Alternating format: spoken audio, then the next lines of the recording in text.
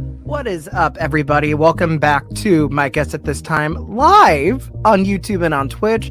Jose Gonzalez here. I am excited. It is Royal Rumble Day. Hey, everybody. Jose Gonzalez here for PW Mania at WrestleCon in Philadelphia, and I'm being joined by AEW star, the Virtuosa, a multi-time world champion, Deonna Purrazzo. How are you? I'm good. How are you? I'm doing so great. First of all, congratulations with everything going on with AEW. Ring of Honor Supercard of Honor is going on as we speak, but I'm being joined by not only one of the rising stars on the independent scene in the Mid-Atlantic, but the originator, or should I say the professor, of bitch-style wrestling, Glamour Boy Con O'Kelly. Con, welcome to WrestleMania weekend. Hey, Mark, Jose Gonzalez, PW Mania here. Congratulations on this wonderful win, especially since Ring of Honor has come back under Tony Khan's era in 2022. You've been a mainstay of the brand even well into its 20-year history.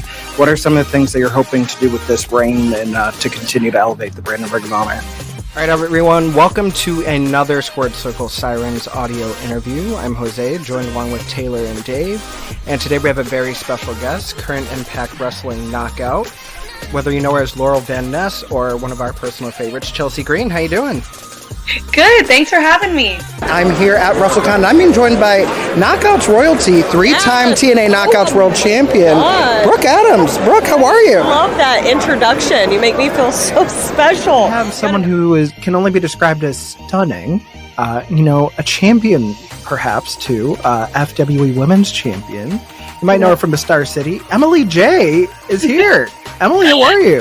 Who better than someone who's an interview extraordinaire? You've seen him all over the place, whether it's a media scrum, whether it's a convention, whether it's an airport in Detroit, Michigan. It is the one and only Muscle Man Malcolm. And he has two hats now because I got my hat stolen and it hurt my feelings. But hello, how are you? And we are just moments away here from this Nickel City Wrestling Tag Team Championship match with Defiant AF facing off against Greed members Big Budget and Lotto. Jose Gonzalez here bringing you the action from the Eastern Hills Mall here for Veteran of the Game, Survivor of War. And wait a minute! Tag Team Championship belt off the face! Now Big Budget into the corner. The referee did not see Lotto with the belt. And Soldier breaking it up just in the nick of time to save the championship. What a despicable move by the challengers. Yes, it's about winning the titles, but do you really want to do it that way?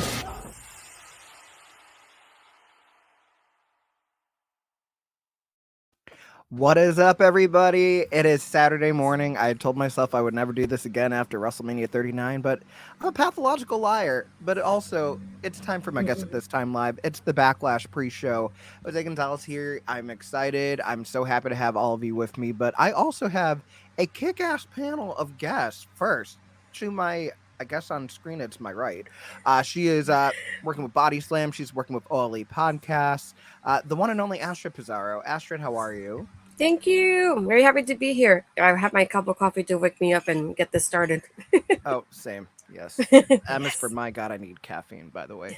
Also, Michael in the chat. Hello, friend. How are you? See, to underneath me, we have someone who is can be described as working everywhere. Wrestling Inc. She's with SC Scoops doing some crazy interviews. She's with WrestleZone, and her podcast, Wrestling Gal, is coming back in just a few weeks. The one and only Ella J. In a couple days. A couple days. Yeah. What's up, guys? I'm happy to be here. I unfortunately don't have caffeine, but I did already eat breakfast, so I got a little bit in me. Yeah, and then someone that was letting us know that she was having breakfast right before she jumped on the call. Mm-hmm. You've seen her on All Things Honor. You've seen her on the Pop Break. You've seen her at various conventions getting buried by Nyla Rose. The one and only Kimmy Sokol. Hi, Kimmy. Hi, listen, Nyla, she got a new t-shirt, guys. Can we plug the new t-shirt? Go to Shop AEW, and all the proceeds go toward, I forgot exactly what the charity's called, but all the proceeds. Do you know it? Something in Oklahoma, because that's to do with the whole commission being super transphobic, which, by the way, trans rights, that should go without saying. Exactly. Yes. Free Palestine. But yeah, I had a pliable as Jose was like, I'm already here. And I'm like, I'm not done eating my pliable yet, but I'm here now. I'm all ready. Yes. No, I mean, it's never like me to be early for anything, but that's beside the point. But yeah, no, it's going to be a fun afternoon of wrestling. I don't know if you guys saw anything from SmackDown yesterday, but that French crowd is insane. It was crazy. Like, they were excited for everything but the final testament, and I don't blame them.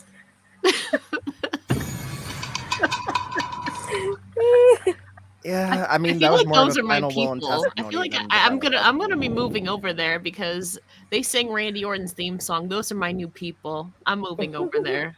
Yeah, they See sang ya. Randy's song. They were chanting all night long. They also Yeah. had a lot of cheese, so Ella, you would do well there. Oh, I love cheese. Yeah, and then of course Mike in the chat saying, "I'm never caffeinated, but breakfast was had." Period. But yeah, no, I figured like we can kind of just like talk a little bit of fun stuff. So I mean, it wouldn't be me doing a prediction show if I also didn't talk about the history of certain events. So I wanted to start with: does anybody have a favorite Backlash moment of all, or a match of all time? Asher, do you want to kick it off?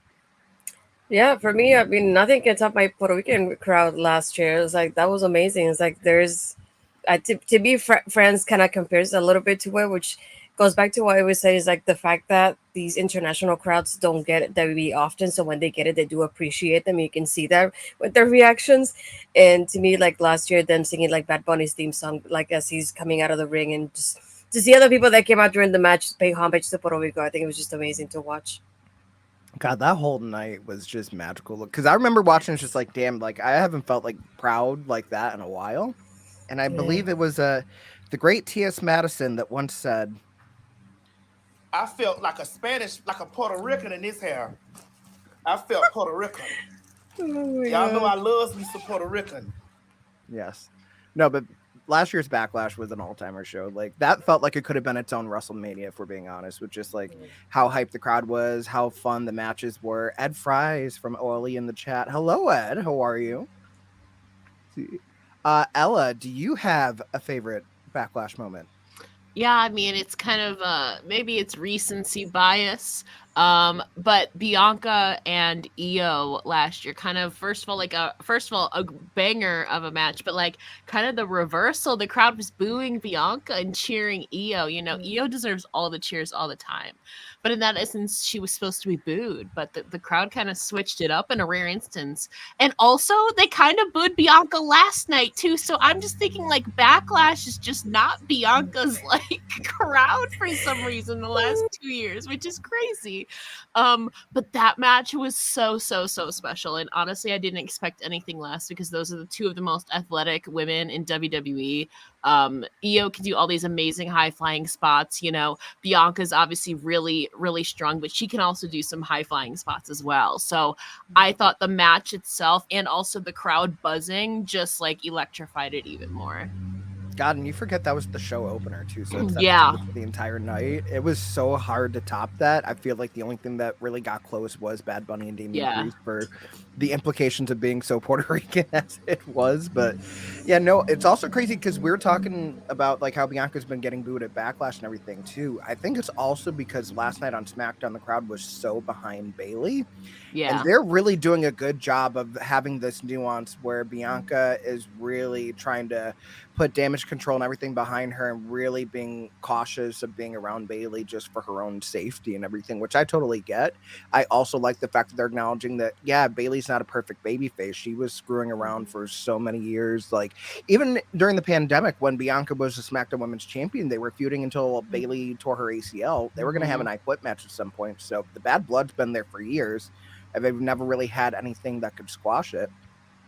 Oh, Ed Fry's chiming in saying we can't forget the Damian Priest versus the Miz zombie I match. literally just said Thunderdome. that. I literally just said that before we went on the air. I was like, I completely forgot about that. I was just like, I mean, it was a fun thing, experimentation in the Thunderdome, but I'd rather forget about it. Yes. So, I mean, also Michael saying they booed her last night because she was hating on Bayley because damage control trauma. Totally makes sense. Kimmy, do you have a favorite Backlash moment? So I'm also gonna throw it back to last year because one of the things that was heavily rumored going into the rest of this year and even into 2025 is a lot of the other PLEs outside of the Big Four are going to be taking place in those international countries. And I feel like Backlash last year was like the start of all that because they saw the momentum that the Puerto Rican crowd had and was like, wait, if we go to all these different countries, like that's going to be an amazing atmosphere for all of our wrestlers because they do the European tour, but it's not on TV. So we only see Twitter clips. And now we get to experience it from our house, and it's so amazing. The Puerto Rican crowd last year was absolutely insane. I remember I watched it with my best friend who knows nothing about wrestling, and she was like, this crowd, and I go, I know, right? Don't you just like feel like you're kind of there? Insane. But yeah, I'm excited to make hopefully some better Backlash moments this year.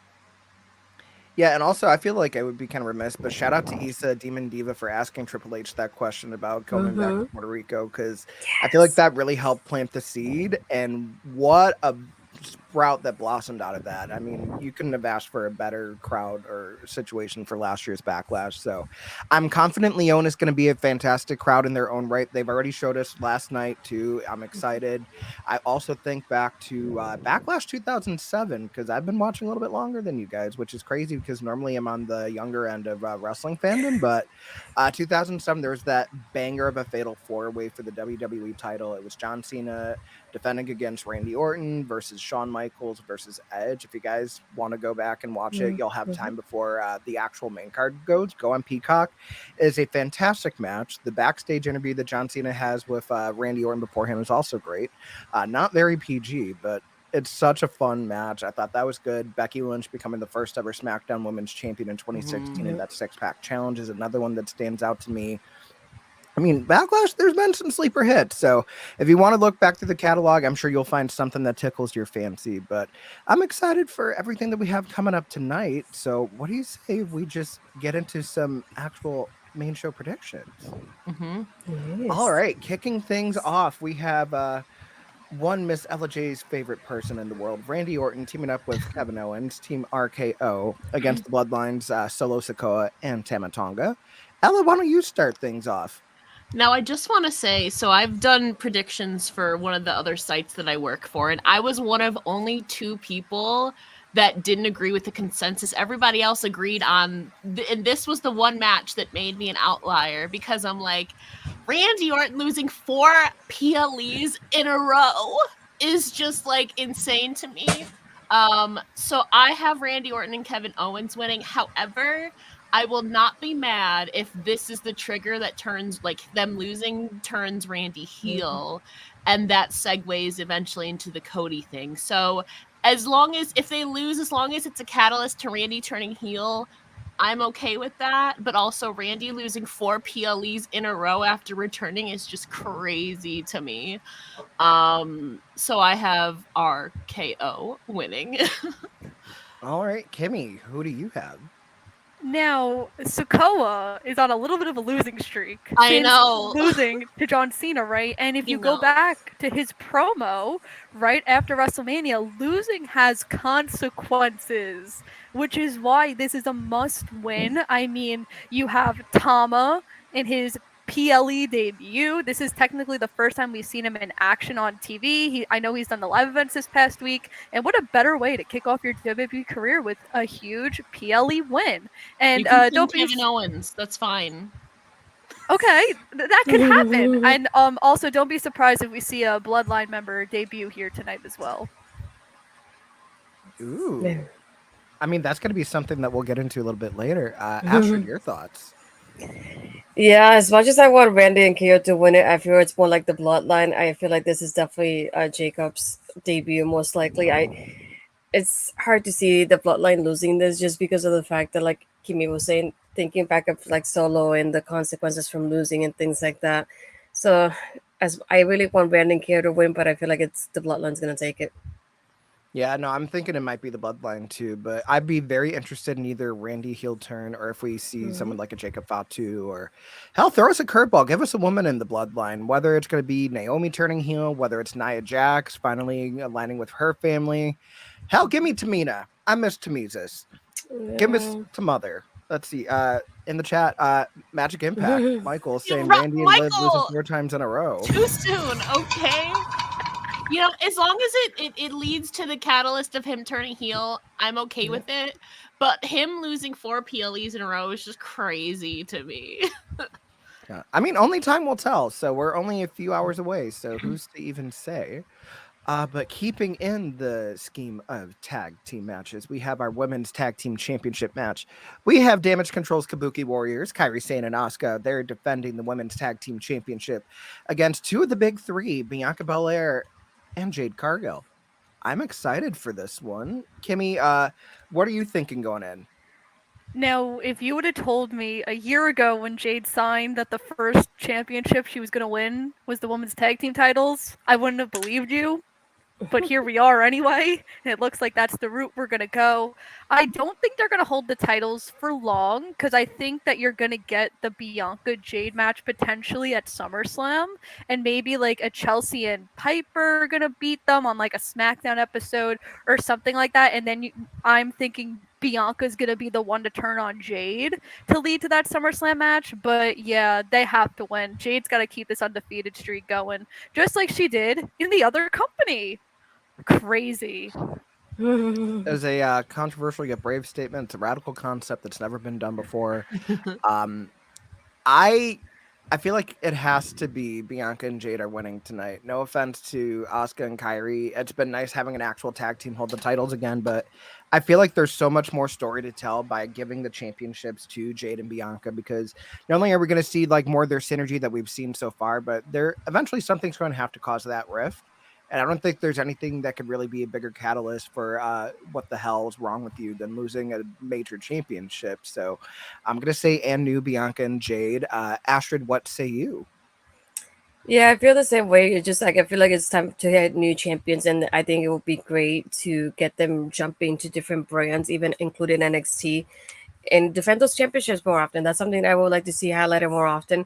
I do agree with Mike in the chat. I had once KB said about Chelsea and Piper, I was thinking, give me the unholy union getting those tag team championships. I think that would be amazing to see. But I feel like after winning at Mania, you definitely have to keep that momentum going. So to me, it makes sense that they win tonight, and it'll be great just to see that happening, and to get Jade not only with somebody that from like Bianca, she gets to learn from her, but to have her as a partner as well. And what they're doing, Naomi, I feel like it's great so far. I wouldn't want to break it off yet. I know I definitely feel like it would happen soon, but I don't see it happening yet. So I definitely want them to win those championships today.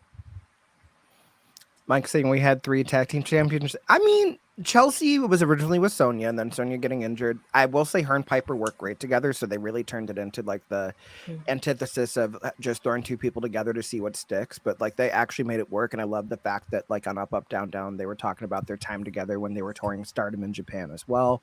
Also, Michael saying Jade turning on Bianca eventually. I don't know.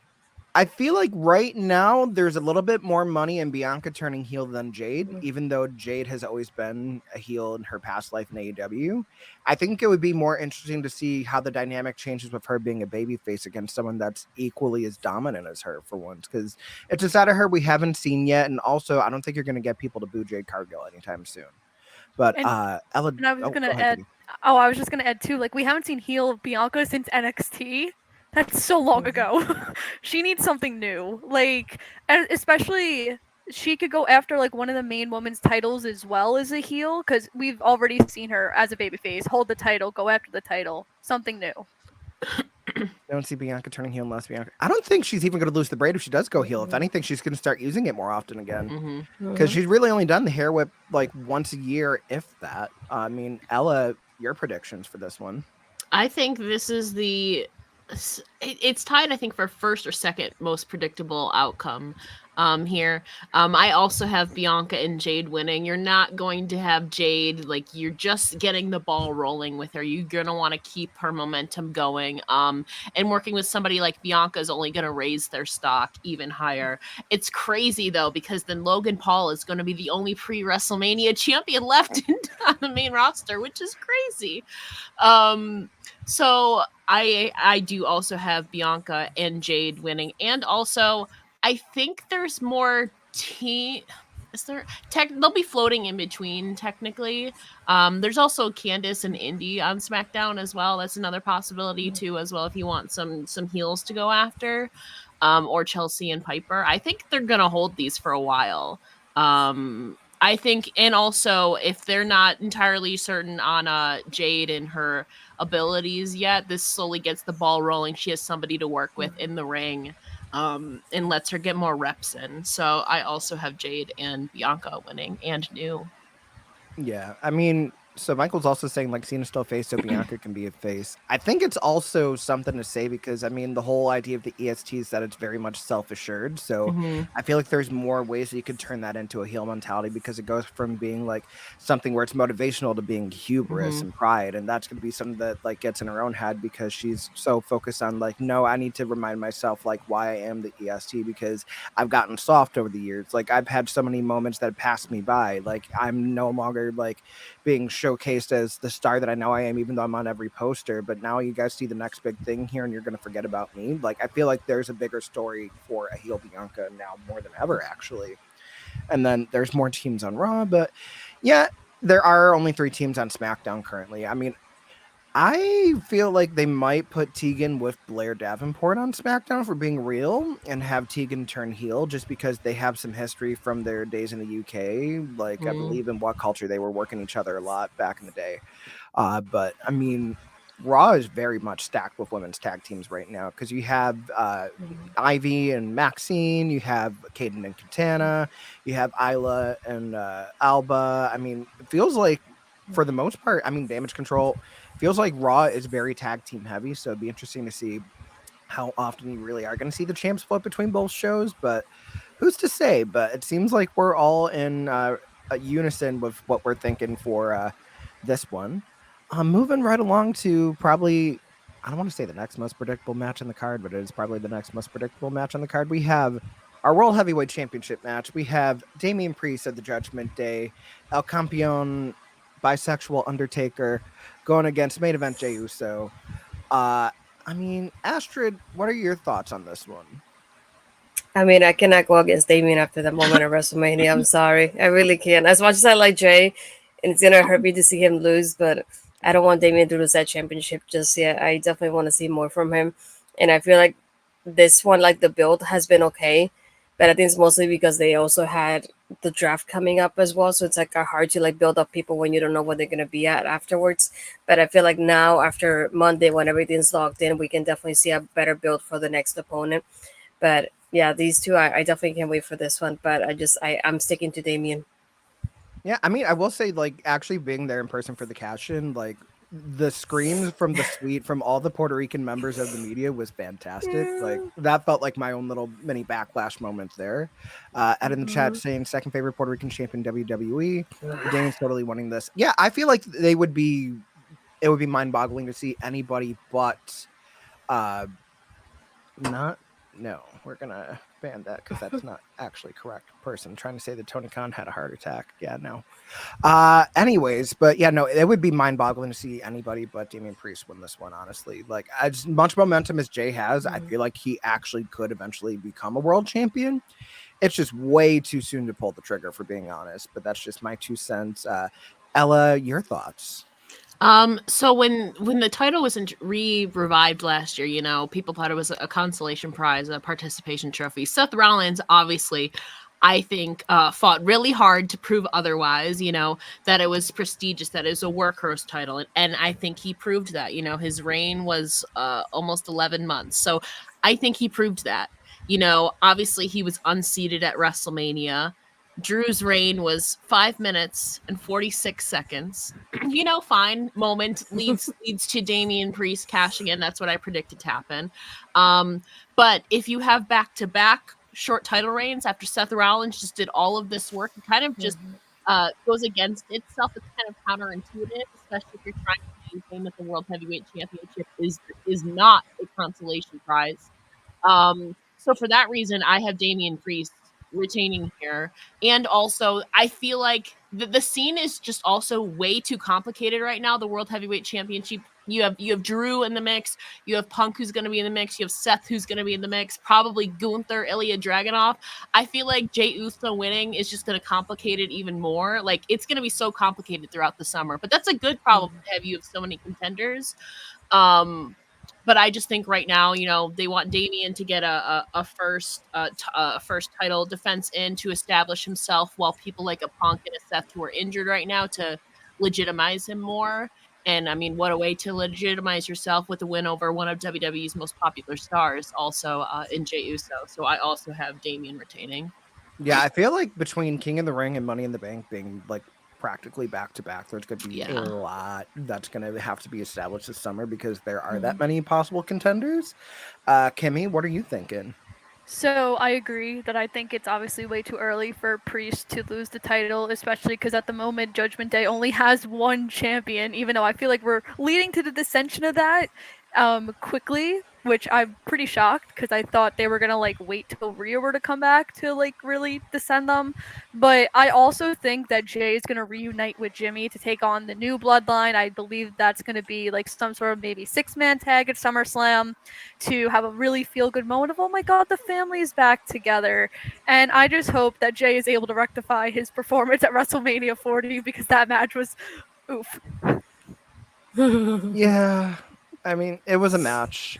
We don't need to dwell on it anymore. Michael's saying that Drew got to enter Jillian Hall. I mean, if I had 70,000 people watching me, I'd probably only last 5 minutes and 46 seconds myself, too. But, you know. But yeah, no. Liv, Dom, Finn, the new Judgment. See, I don't know. I thought the Judgment Day wasn't going to last past the Raw after Mania, if we're being honest, just with like how Oh, they- WrestleMania played out.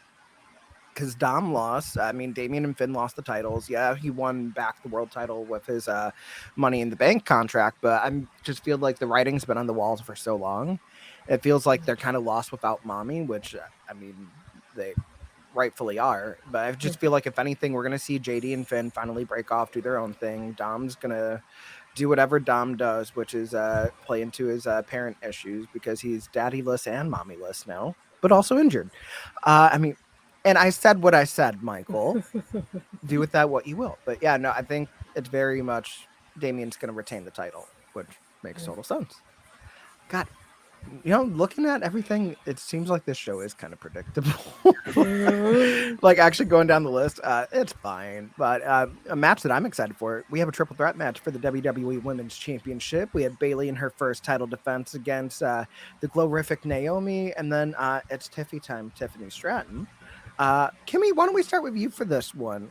I love a good triple threat match. What about you? So why do we have triple threats in wrestling, Jose? Do you know the answer? I don't know. Do tell. We have triple threats in wrestling to protect people, and that is exactly what we are doing here because Tiffany Stratton is going to be protected. She is not going to be involved in a decision to this match. Naomi is sadly going to take the pin, which will result in Tiffany being like, it's still Tiffy time because you didn't pin me. You didn't make me tap out. You had Naomi, that no good girl who, by the way, I defeated, made me lose the match, which results in a Bayley Tiffany Stratton feud in the summer. It could also lead to her winning the Money in the Bank and her cashing in down the line, because I am going to assume that she's going to be involved in some sorts in the Queen of the Ring. But yeah, Bayley is 100% winning this, but I don't know when she's losing because I want her to have a long title reign, but I feel like the momentum is so on Tiffany's side. I don't want it to die out and then it's too late. And WWE is very good at doing that. No, they are. And I think it's interesting that you mentioned the whole, like, Tiffany saying, like, she beat Naomi, where also Naomi beat Tiffany, too. So it seems like they still have their own stuff they need to sort out to determine who's going to get another singles opportunity at the title. I feel like Tiffy in the Bank makes a lot of sense. I mean, Tiffany has ladder match experience. Whether people catch her or not when she dives off of them is a different story, but that is neither here nor there. I mean, yeah, I feel like Bayley's definitely retaining here. I would be interested to see if they also try to protect Naomi in the finish of the match, if they're going to do like a roll up or if it's going to be something where Bayley pins her clean.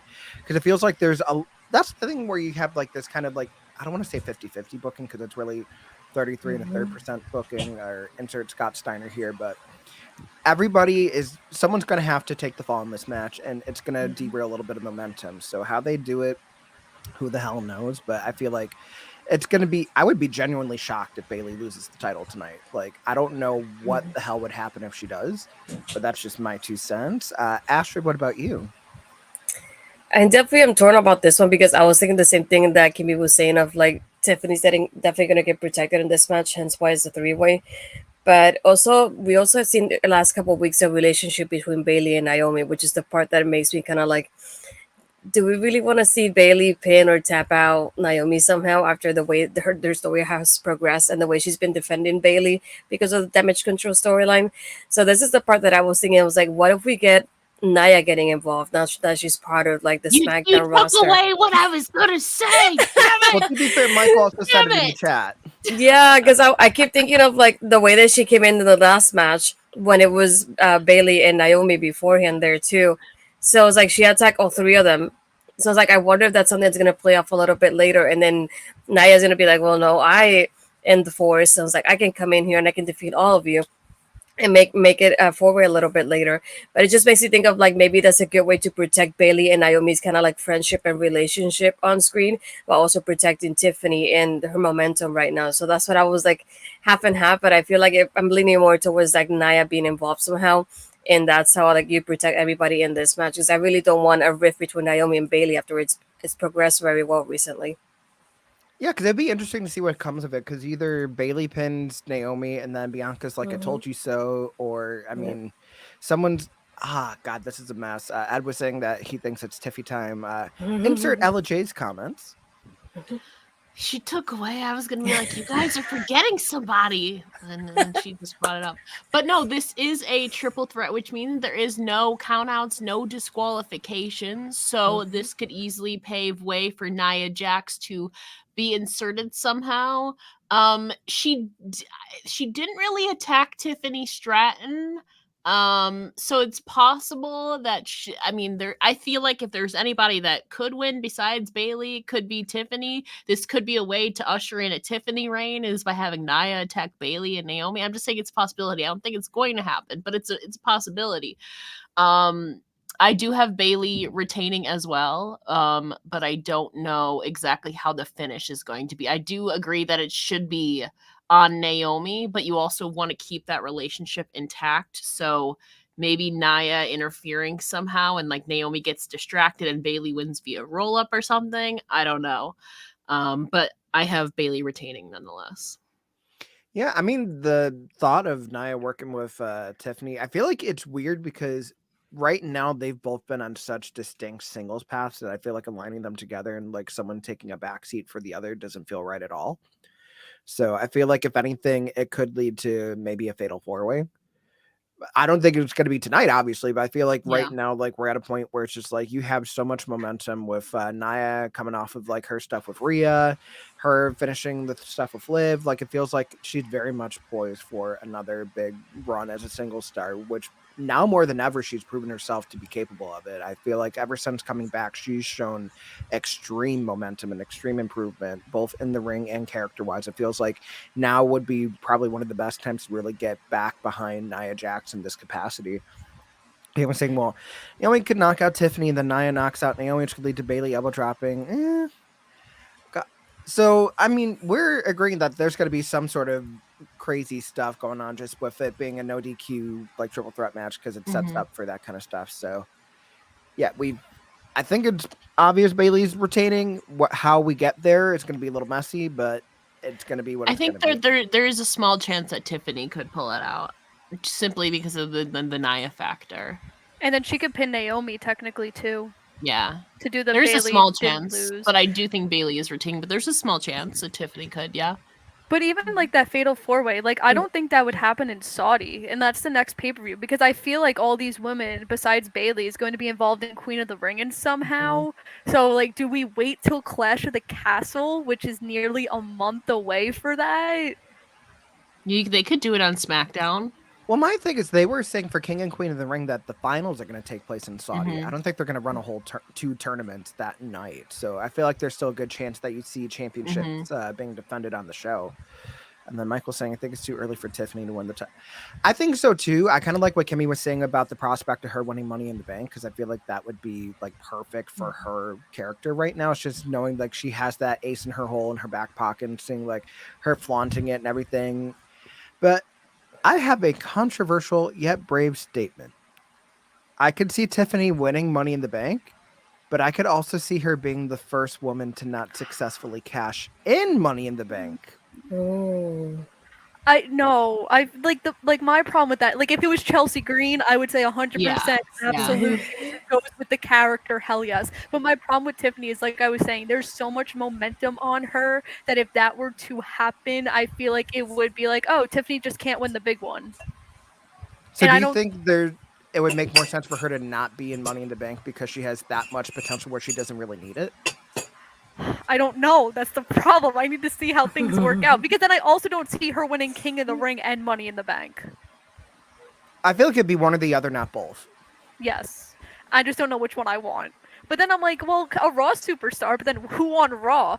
Blair Davenport, I think, would also be an interesting, like, one of the NXT women's calls up to win the Queen of the Ring. I think that'd be kind of interesting if we're throwing things out there. Honestly, Kiana using the Money in the Bank briefcase instead of her purse, I'm here for it. Oh, that's a good point. I like that. It's just a substitute. Yeah. Well, I mean, we have so many, like, now's a good time for the women's division in general, too. Like, it feels like everything's looking good. There's so many contenders. We need a mid-card championship on the main roster, Triple H. Please, we're begging you. You have 26 women on 2 shows between singles and tag team titles. We need something else.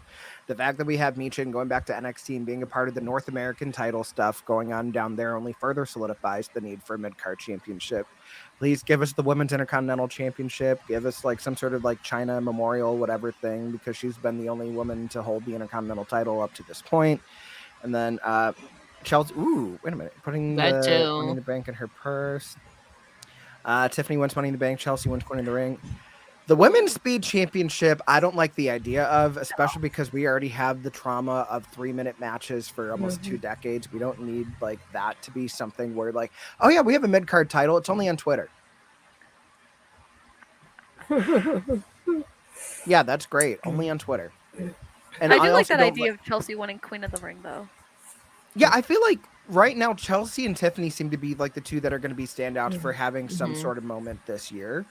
I would be genuinely surprised if neither one of them did, because that just shows like, okay, maybe we don't really know everything that's going on behind the scenes, but they seem to be the ones that are like in the conversation of like waiting to pop off at a moment's notice in the best way possible. But also going into what I'm going to presume is going to be the main event. I don't know if they announced it as the main event already, but we have the undisputed WWE Championship, the American Nightmare Cody Rhodes, defending against the phenomenal AJ Styles in Cody's first defense.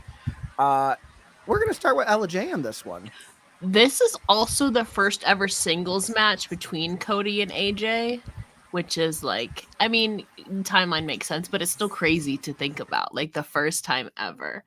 So I mean, this is an obvious one. I think Cody is going to retain. You know, it's disappointing though, because like after the draft, like if we're being honest, like the Raw main event scene has way more people than SmackDown. So I feel like there's a limited number of people that Cody could work with.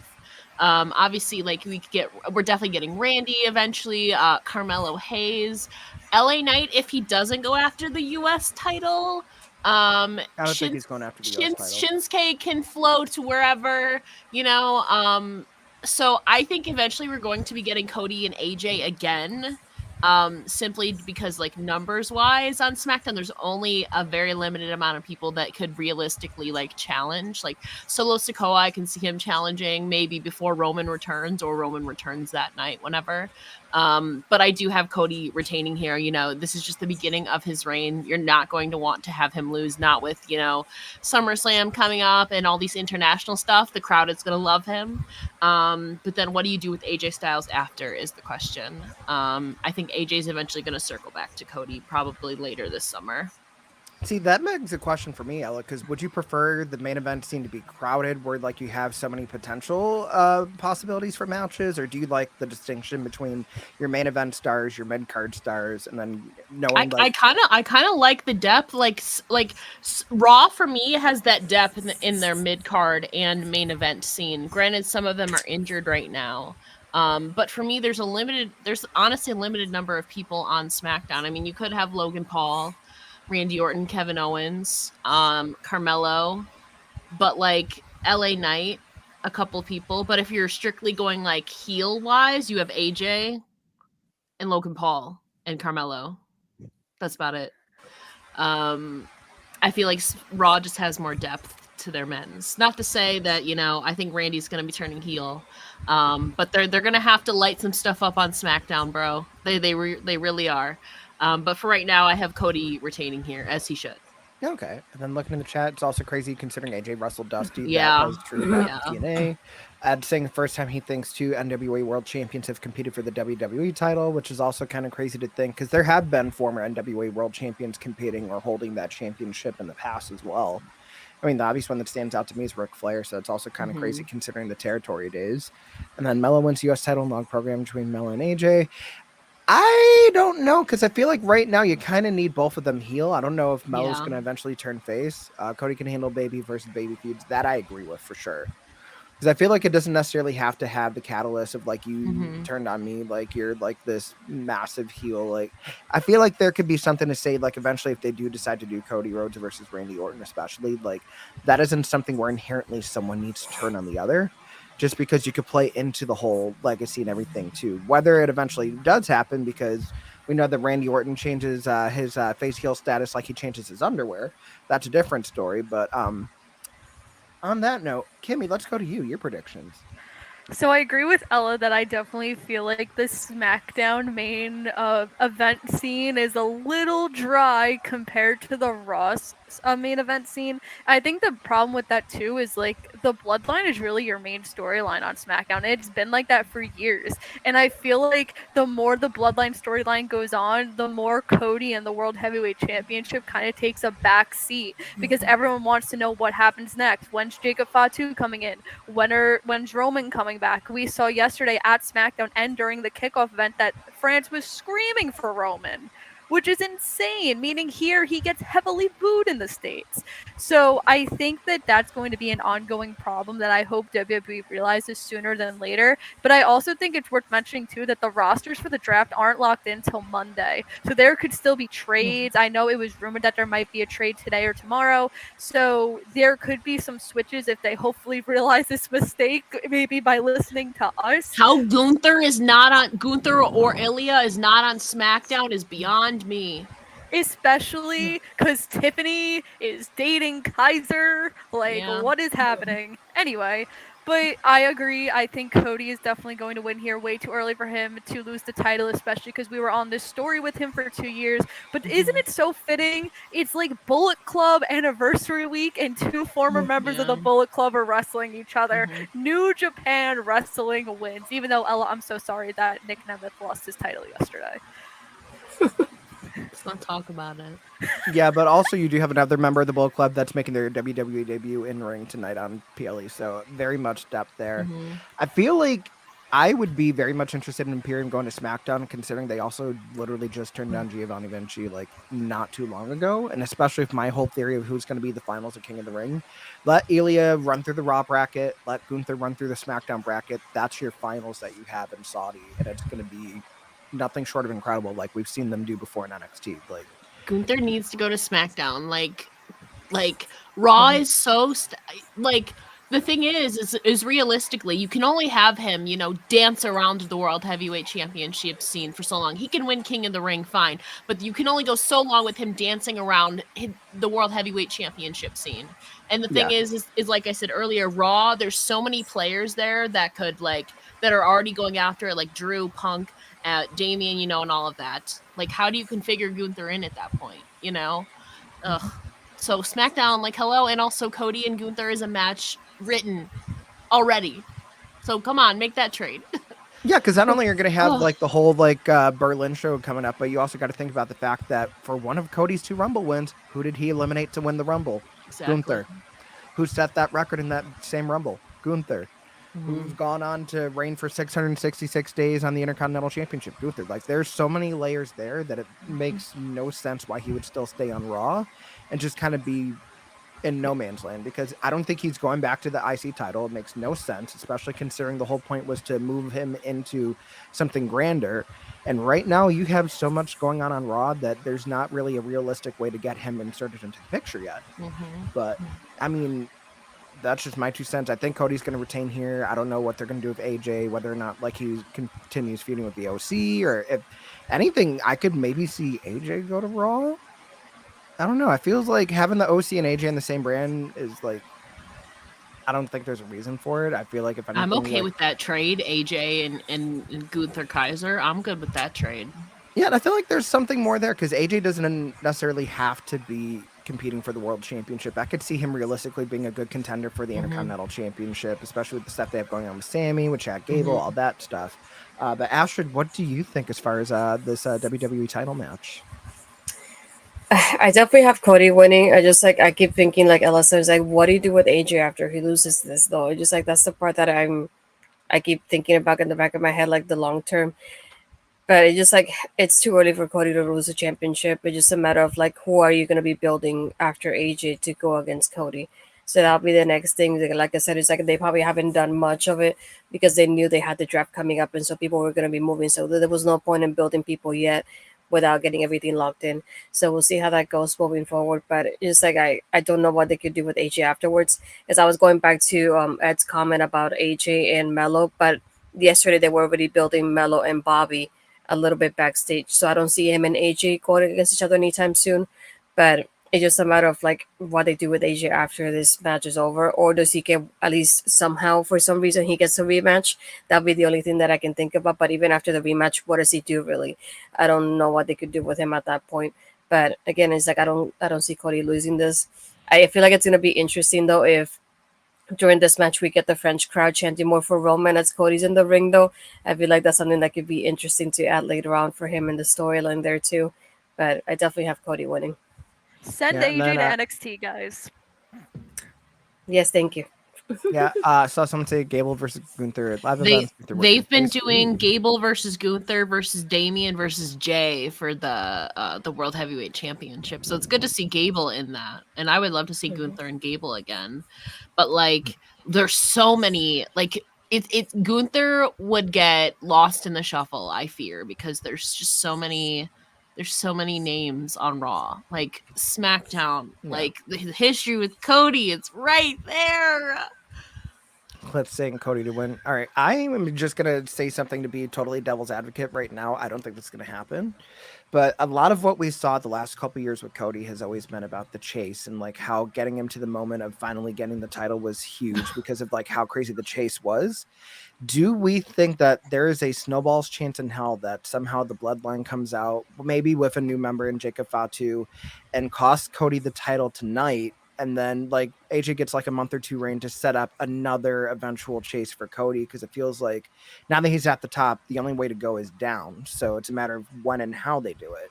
Knowing that you're going to have stuff that's really unresolved with the bloodline, because Roman doesn't have a rematch. We haven't seen him since WrestleMania. Like the bloodline is now like in overhaul mode because they kicked out Jimmy Uso. They have 2 new members, presumably. And it's just a different bloodline than what we've already seen, which is saying something considering we've seen it for the better part of 4 years already. So is there any possible way that we see Cody get screwed out of the title tonight? No.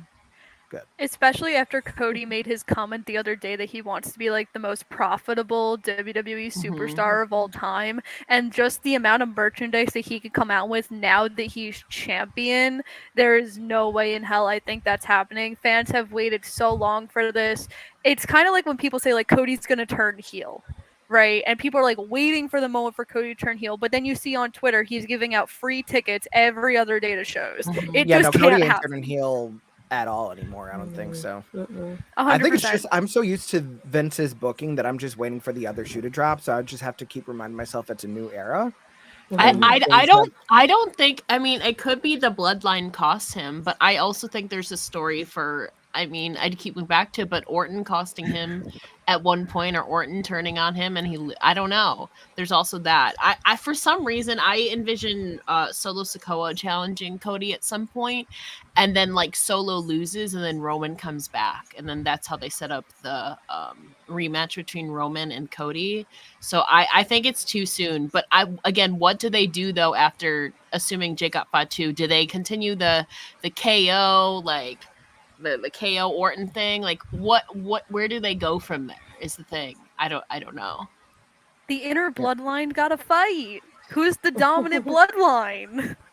Curveball Meechin cost Cody the match. No, it would be interesting to see. I can confirm she is not there. She was streaming last night from her home. Yeah, she's chilling with her pit bulls in Dallas, Texas. You know, she's not ignoring Meechin not being there. But yeah, no. When they asked her if she wanted to be in this match, she said, "I don't want none."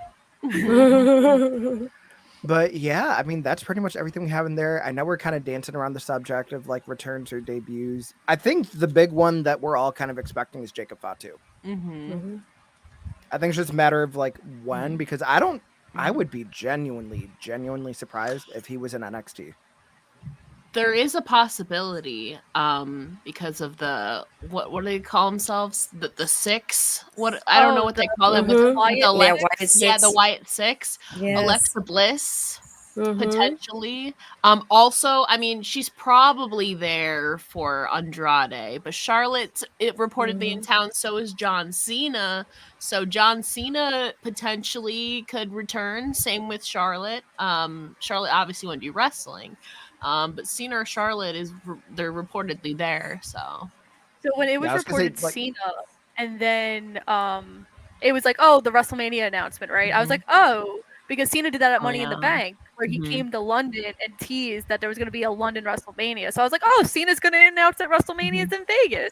But they shocked us all. It was like, no, we're going to announce it at the Kentucky Derby. Mm-hmm. So guys, WrestleMania So in they're Kentucky. announcing that today, right? Yeah, Yes, they are Yeah. announcing after it today. Backlash at the Oh, Kentucky after? Derby. Yes, Unless so they're keeping it WrestleMania with in the Kentucky, gambling theme guys. of like Mm-hmm. people bet on horses and you bet in Vegas, but like Mm. I don't know. I feel like Charlotte coming back, like I don't know how far along she is with her rehab, but like the Mhm. woman is like almost superhuman with like how much like she's already gotten back into like lifting and everything. I'd be curious to see when she starts rolling around because I don't think she's going to be out the full 9 months. Barry Monkey saying trying to predict what fans will do is like tossing a coin. They can turn on Cody in a minute or stay with him for years. I Oh. think that's another thing. Is just wrestling fans in general are super fickle. And then Cliff is saying not to have him lose it now after all the hype is crazy. Usos get back together. I think that is probably the bigger possibilities that Jimmy and Jay are going to Mhm. reunite to face Solo and Tama Jimmy at was not SummerSlam. drafted, so from Yeah, what I no Jimmy Uso recall. draft is crazy considering like everything that they had going on and like how he really does seem to be the one that's had the piss taken out Mhm. of him since he turned on Jay at SummerSlam because I mean he lost at WrestleMania. Like he's not doing anything at all, which is kind of crazy. And then WrestleMania 41 is just hat theme, you know.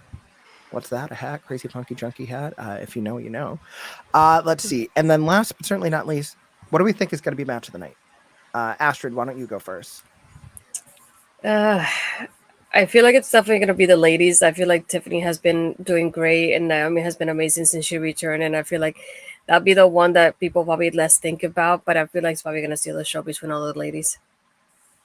Yeah. Ella, you agree?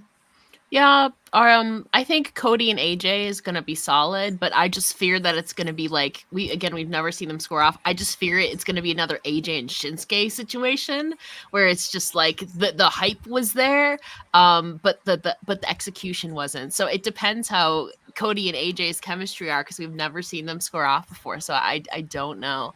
But I think going in, the most promising one I would think would be the women's triple threat. Yeah. Yeah. Kimmy, what do you think? I agree also the women's triple threat, but I also think that Damien and Jay could be a sleeper of the night. Yeah, I feel like the sleeper match is probably going to be either Damien and Jay, or it's going to be RKO versus the Bloodline as far as like the sleeper hits. But I feel like action wise, it's going to be the triple threat match for the women's title, and then story like the actual story that the match could tell. I'm optimistic that could be Cody and AJ. So that's the thing. These like shorter cards for PLEs now, just like I don't want to say there's less margin for like lulls in the action, but it's also just like you're really trying to stand out and really show like a distinctive significance of making it to a PLE because now it's not guaranteed that a champion's going to defend the title every 4 weeks on pay-per-view. So, and then Ed is saying last time WWE did an announcement during the horse racing was for a Vegas event. So I Yeah, feel I like just saw that. Yeah.